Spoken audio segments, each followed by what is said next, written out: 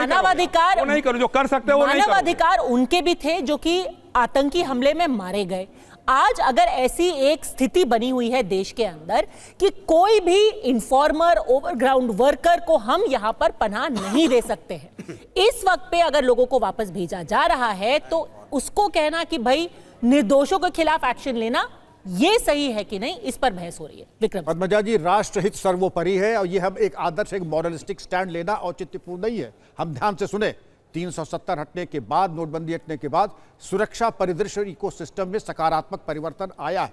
मैं कहता हूं कोई भी व्यवस्था फूल प्रूफ, फेल प्रूफ नहीं आया, अभेद्य नहीं हो सकती। नहीं आया है। अमेरिका ले लें, इजराइल ले लें, वहां भी फेल प्रूफ, फूल प्रूफ नहीं है। लेकिन विक्रम सिंह जी, स्टैटिस्टिक्स देख अरे लीजिए, नहीं विवेक जी, आ रही हूं आपके पास सर, एक सेकंड। और इसके बाद देख लें, आलोचना करना तो बड़ा आसान है, लेकिन आप भी कहते हैं आटे के साथ को घुन पिसता ही है और पिसना भी चाहिए। अगर आपने दुस्साहस किया है, 26 मारे हैं, तो एक एक तिल तिल करके, अभी तो चिता की आग ठंडी नहीं हुई, अभी तो उनकी विधवाओं के आंसू सूखे नहीं, और उनकी पैरोकारी करने के लिए इतनी आवाजें चारों तरफ उठ रही हैं। ऑल आइज ऑन रफा, और अब क्या है, नो आइज ऑन पहलगाम।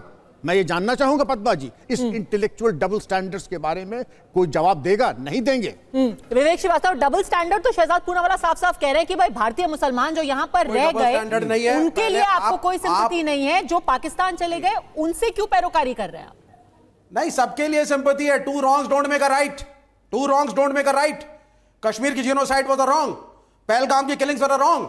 लेकिन आप जो यहां पे कर रहे हैं कि 70 साल की बुढ़ी जिसके पास कोई भी नहीं है उसको सपोर्ट करने के लिए उसको उठा करके दूसरे देश भेज रहे हैं बिना पैसे के, ये भी गलत है। तो क्या करना चाहिए? ह्यूमन राइट्स बिल्कुल एक सच्चाई है, क्या करना चाहिए? अच्छी इंसानियत सच्चाई है। वो पाकिस्तानी है ना जिंदगी का मकसद, वो है तो पाकिस्तानी, ठीक है, हमने दरियादिली दिखा करके उनको इजाजत दी थी कि जब हमारे दोनों देशों के बीच में पीस था, हमने उनको दरियादिली दिखा करके भारत में आकर के इलाज करवाने की इजाजत दी।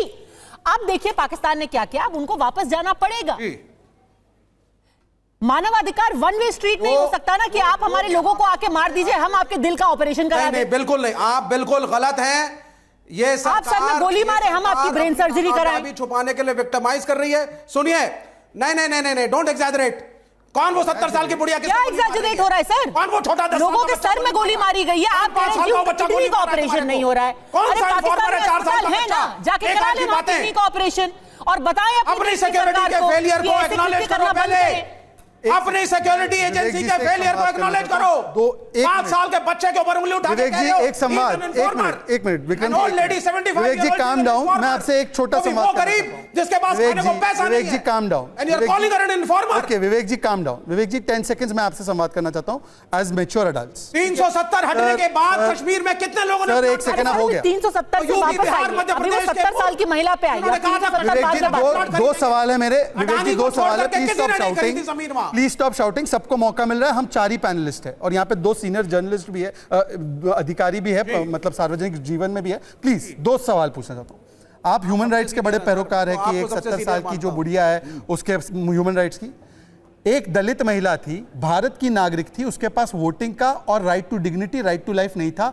370 हटने के बाद उसको ये मिला। Are you in support of it? Point 1। और पॉइंट 2, चाइना में तो मुसलमानों की मस्जिदें तोड़ी जा रही है, कुरान पाक को जलाया जा रहा है और मोहम्मद नाम रखने से खिलाफ है। अब उनके बारे में एक यूरोप, अमेरिका, ह्यूमन राइट्स का पहले चाइना के बारे में बात करने से पहले यूनाइटेड नेशंस में सबूत देकर के आओ, वो इंतजार कर रहे हैं। और यूनाइटेड नेशंस में हम सबूत देने जाए, अभी तक कोई भी डॉजियर यूएन में नहीं पहुंचाया है, ना किसी देश में पहुंचाया है। मैंने 2 स्पेसिफिक ह्यूमन राइट्स के सवाल पूछे और रोज इंटरनेशनल मीडिया में बोला जा रहा है इंडिया हैज नॉट। मैंने 2 लॉजिकल सवाल पूछे आपसे। विवेक जी सवाल का जवाब, सवाल का जवाब दीजिए। मानवाधिकार उनके नहीं थे जिनको मारा गया, मानवाधिकार उनके नहीं थे जो 370 रहते हुए यहां पर उनकी जिंदगी बिल्कुल खराब थी।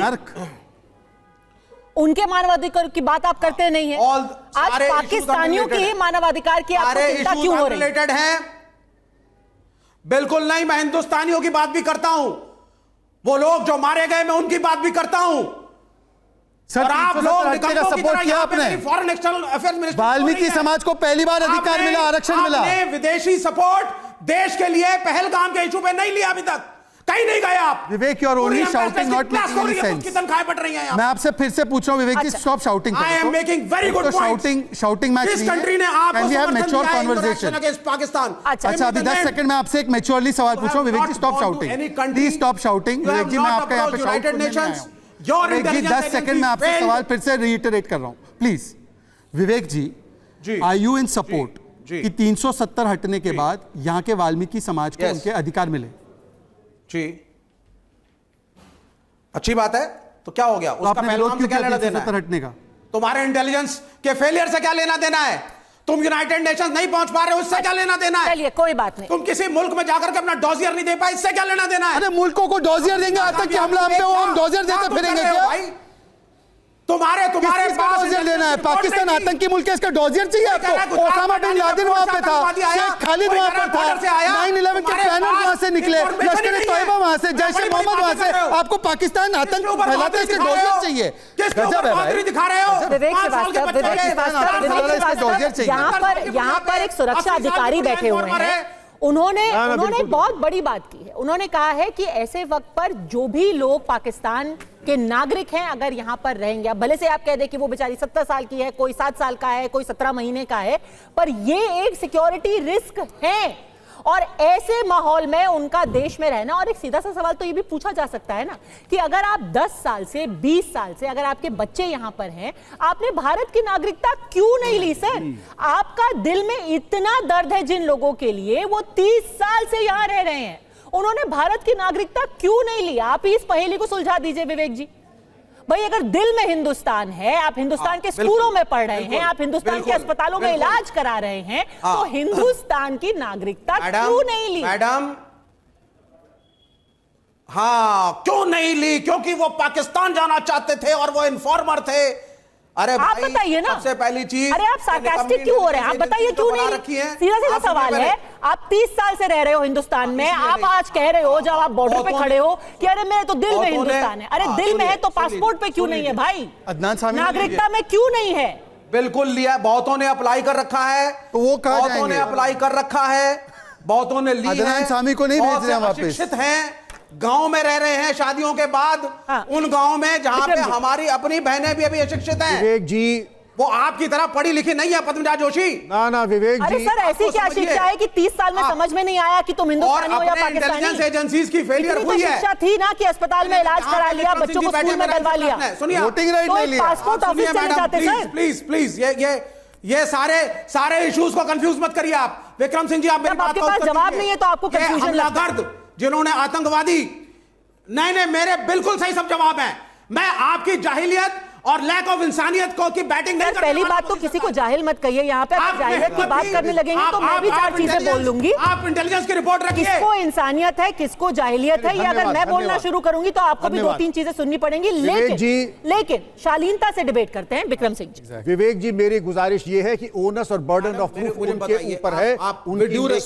मैडम, आप मुझे लोग कोई हाई कोर्ट जज नहीं बैठे हैं कि सबकी MRI और CT स्कैन कराए। फिलहाल आपने एक ऐसा मौका दिया है स्टेट को कि आप संदिग्ध हैं और शक की सुई आपके ऊपर है, इसलिए आप चाहे बिफोर टाइम आफ्टर टाइम कोई गलती की है तो और भी अच्छा, लेकिन अपने वतन वापस जाएं। यहां आपके लिए कोई जगह अब नहीं।